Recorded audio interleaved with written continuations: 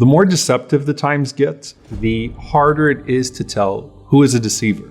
And that's why the Prophet ﷺ said, in those years that are sineen khadda'a, years of deception, يُكَذَّبُ فِيهَا الصَّادِقُ وَيُصَدَّقُ فِيهَا الْكَاذِبُ. The truthful are belied, and the liars are believed, and people lose all notions of who is credible and who is not. And that's often because liars get good at their craft, and they don't have any boundaries. The truthful, on the other hand, they suffer because they refuse to depart from their principles, and they refuse to act like their enemies. So imagine if we had reviews on people, but they were written by the angels, and they were certified by Allah, like a Yelp for malaika, for angels. And you could look that up before even dealing with someone. And on top of that, the inspection of the angels would be on the window of each person's home or on their business or wherever it is that you're going to deal with them. Now, if you remember, the Prophet ﷺ said, no one goes out from his house except that there are two banners in hand, one in the hand of an angel and the other in the hands of a devil. Verily, if a person goes out for a reason that Allah loves, then the angel will follow him with his banner, and he will continue to be under the angel's banner until he returns home. And if he goes out for a reason that is displeasing to Allah, then a devil will follow him with his banner, and he will continue to be under the banner of that devil until he returns home. But here, we don't see those banners. On the Day of Judgment, they are raised high for all of mankind to see.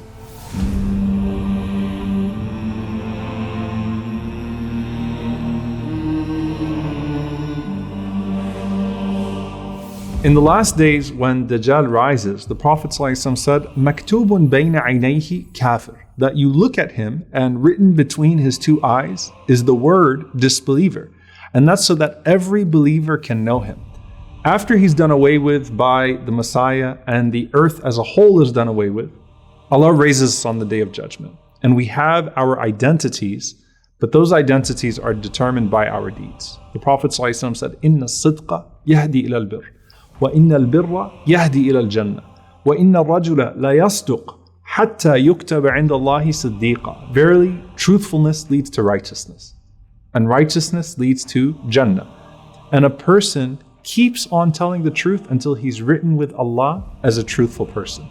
وَإِنَّ الْكَذِبَ يَهْدِي إِلَى الْفُجُورِ وَإِنَّ الْفُجُورَ يَهْدِي إِلَى النَّارِ وَإِنَّ الرَّجُلَ لَا يَكْذِبُ حَتَّى يُكْتَبَ عِنْدَ اللَّهِ كَذَّابًا. And verily, lying leads to wickedness, and wickedness leads to the fire.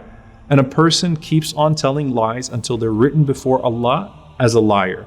And so when they're raised up on the Day of Judgment, that distinction is made clear. And it's very interesting because many times people can regret being truthful when others aren't, because it puts you at a disadvantage in this world, right? And look what Allah says. هَذَا يَوْمُ يَنْفَعُ الصَّادِقِينَ صِدْقُهُمْ. This is the day that the truthful will benefit from their truthfulness. And that will be apparent in so many ways, including the banners that are erected above them.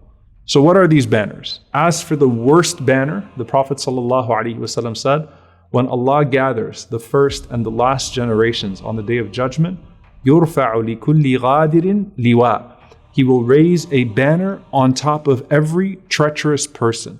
فَقِيلْ هَذِهِ غَدْرَةُ فُلَانٍ ibn Fulan. It will be announced that this is the treachery of this person, the son of this person. So the reviews are public now. And the dishonest and deceitful person no longer benefits from their deception. And in fact, they're tainted with it, with this banner that's raised over their head, as we're still waiting for the accountability. As for the praiseworthy banners, it starts with the greatest banner, and that is the banner of Muhammad sallallahu alaihi wasallam. The Prophet sallallahu alaihi wasallam said, "Ana sayyidu waladi Adam yawm al-qiyamah wala fakhr." I am the chief of the children of Adam on the Day of Judgment, and I'm not boasting. وَبِيَدِي لِوَاءُ الْحَمْدِ وَلَا فَخْرٍ.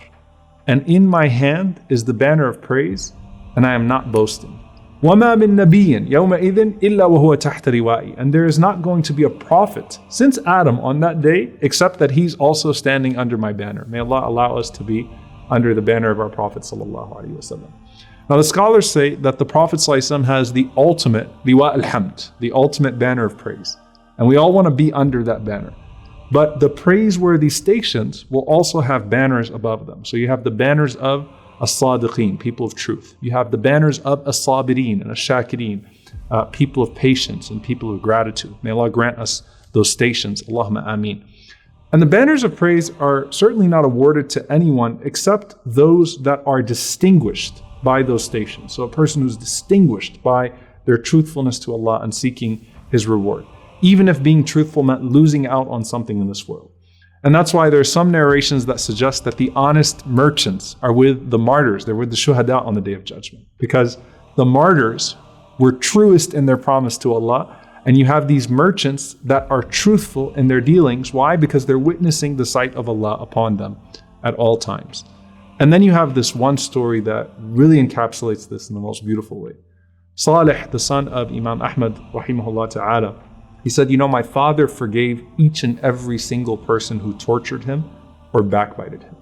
Think about all the rulers that tortured him, all the guards, all the people that betrayed him, all the people that backbited him, all the people that mocked him. Imam Ahmad rahimahullah said, I forgive all of them. And you have narrations of many guards coming to him and asking for his forgiveness before death. They lashed him almost to death, and he forgave them all.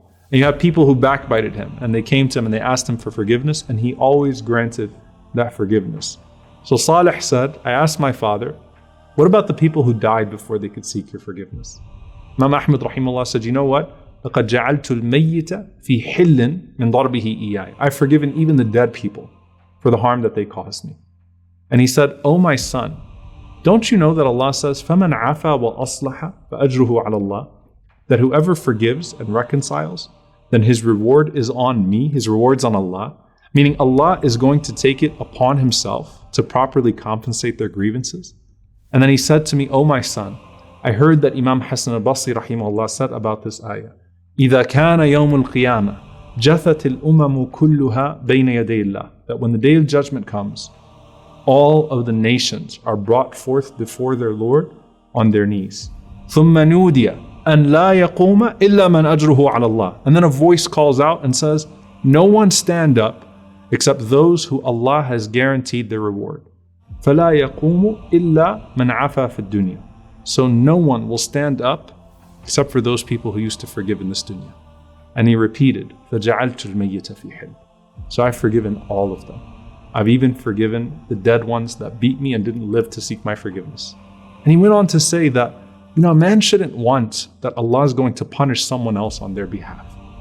Now we can agree that it takes a big heart to do what Imam Ahmad rahimahullah did, but it also warrants a beautiful banner on that day when the gracious benefit from the grace of Ar-Rahman, the most gracious. The question is, what quality would describe you right now? And what would be printed on your head? And what banner would be erected over you to describe the way that you used to interact with it?